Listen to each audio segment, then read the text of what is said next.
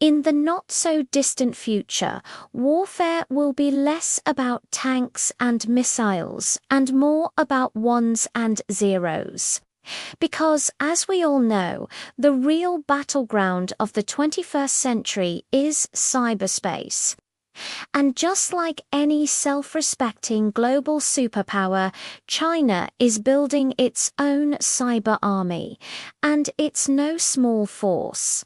We're talking 1.3 million strong, which makes it the largest cyber army in the world. But who exactly are these soldiers of the digital age? Well, they're not your typical keyboard warriors. These guys are state-sponsored hackers with a direct line to the Chinese government. And their mission, if they choose to accept it, is to launch cyber attacks against targets of interest.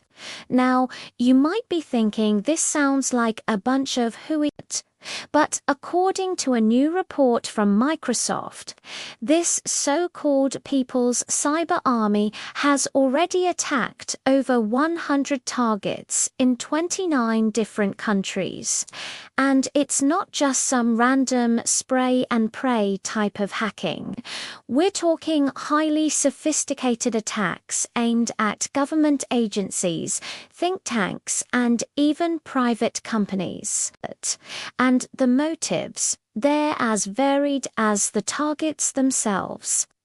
Sometimes it's about stealing intellectual property, other times it's espionage or straight-up sabotage. But whatever the goal, the methods are always the same: infiltrating networks, manipulating data, and wreaking havoc. But hold on a second. If these attacks are so nefarious, why do they remain hidden from the public eye? Well, that's the thing about cyber attacks. Unlike your typical headline-making missile launchers, most cyber attacks go unnoticed, and by the time the damage is done, it's often too late to stop it. The information is out there and the perpetrators are long gone. But don't worry, because China's cyber army is so damn big, they practically leave a breadcrumb trail leading directly back to them. I mean, have you ever heard of Operation Cloudhopper? It's considered one of the most extensive hacking operations in history, infecting over 70,000 computers across 23 industries in 45 countries. And who was behind it? You guessed it, China. They used a zero-day vulnerability to infiltrate systems, basically a software bug that was unknown to the general public. And what did they do once inside? Well, you name it. They stole data, disrupted operations, and even spied on targets, all while remaining hidden in the shadows. But why do this? What's in it for China? Well, for starters, it's cheap. A cyber attack costs a fraction of what a traditional attack does, and it carries a fraction of the risk. No need for fighter jets or ballistic missiles when you can launch a cyber attack from the comfort of your own computer.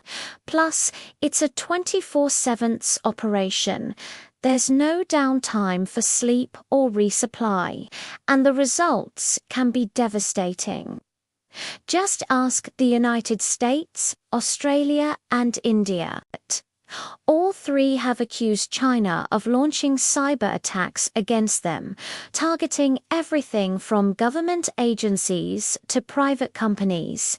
And the damage is not just financial, it's also reputational and strategic. Think about it. When you hear that a major company has been hacked, what's the first thing you do?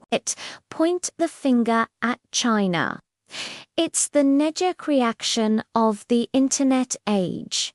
And China knows this. That's why they do it.